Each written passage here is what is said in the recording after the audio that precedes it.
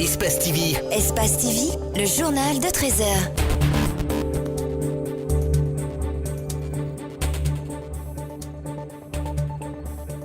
Bonjour à tous. Au sommaire, boutiques et magasins sont partis en fumée dans la nuit du vendredi à samedi au marché de Matoto. Pas de perte en vie humaine, mais les dégâts matériels sont inestimables. La fête internationale de la femme, c'est dans quelques jours. Le ministère de l'Action sociale et de la promotion féminine est à pied d'œuvre pour une organisation parfaite de la cérémonie.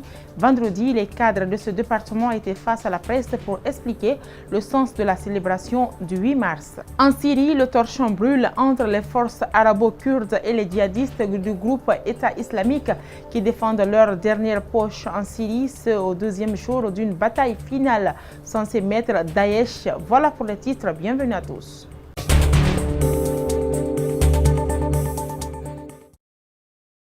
Des boutiques et magasins consumés, c'est le bilan d'un incendie qui s'est déclaré dans la nuit du vendredi à samedi au marché de Matoto. Pas de perte en vie humaine, mais les dégâts matériels sont énormes.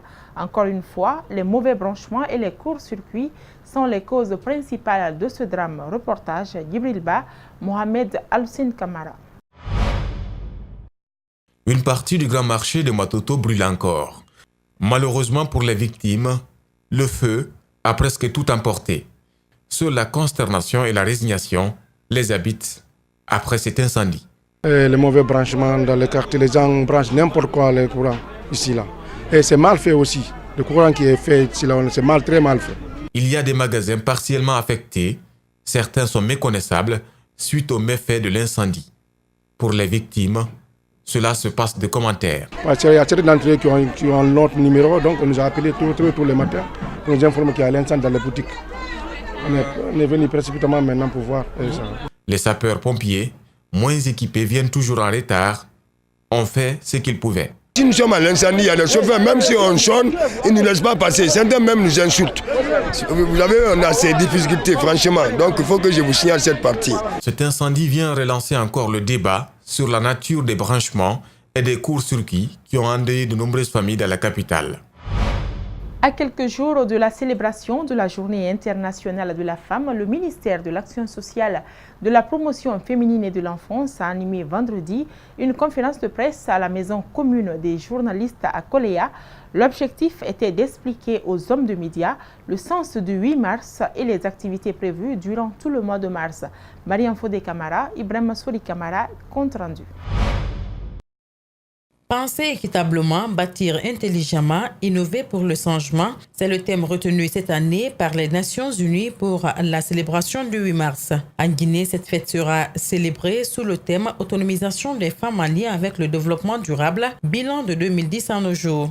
Ce thème est le fruit d'une longue réflexion menée par les cadres du ministère et d'autres venus de plusieurs départements concernés par la fête et des ONG.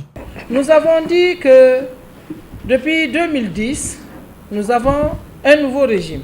Qu'est-ce qui a été fait dans le domaine de l'autonomisation de la femme? Nous avons dit que nous allons essayer de réfléchir sur la question. Chacun va essayer de donner les grands acquis en la matière. Au-delà de la mobilisation, ce 42e anniversaire du 8 mars sera également marqué par plusieurs activités partagées entre les acquis par rapport à l'autonomisation et l'assistance à apporter aux femmes atteintes du cancer du sein. On a dit que il est bon que nous pensons à nos sœurs qui sont alitées. Lorsque vous regardez les résultats des études qui ont été réalisées, il se trouve que aujourd'hui on est frappé, on est exposé au cancer, le cancer de sein. Donc on va aller rendre visite à des femmes comme ça, pour leur prouver qu'on ne les a pas oubliées. Un accent sera mis sur l'innovation et la technologie afin de permettre aux femmes d'atteindre les ODD et l'égalité des sexes. Les NTIC aujourd'hui, on ne parle que d'autonomisation. Il faut qu'on donne les moyens aux femmes afin qu'elles puissent s'assumer et assurer leur développement. L'exposition d'œuvres produites par les femmes marquera également cette fête. Les travaux de réhabilitation, d'aménagement et d'entretien des voiries urbaines de Conakry se poursuivent. Après le resurfaçage de la 2x2 voie Bessia-Matoto, Banque Centrale, Palais du Peuple, cap sur l'axe Amdalaï-Sonfonia, ce samedi, les cadres du ministère des Travaux publics se sont rendus sur le chantier pour constater de vue l'avancement des travaux. Mamadou Kalisso, à Boukorea Kourouma. Le resurfaçage de l'axe Amdalaï-Sonfonia avance à grands pas. Les travaux ont évolué jusqu'au niveau d'équipés centre émetteur. D'habitude, l'entreprise travaille la nuit pour éviter des bouchons. Exceptionnellement, à l'occasion de la journée d'assainissement de ce samedi, la société poursuit les travaux jusqu'à 11 h. Le directeur national d'entretien routier rassure. Et ce projet que vous voyez ne prévoit pas seulement, ce n'est pas seulement le volet resurfaçage, il y a le volet aménagement des accotements, c'est-à-dire des dépendances de la route. Je veux parler des accotements, créer des contre-allées, créer des aires de stationnement et puis des arrêts bus, etc., etc. Donc ça veut dire qu'il faut que la route soit libérée et je suis sûr et persuadé que dans les jours, les semaines à venir, si prête à Dieu, nous allons commencer à déguerpir et à enlever complètement tout ce qui est comme encombrant physique au niveau de la route. En 2016, une loi portant protection du patrimoine routier guinéen a été votée.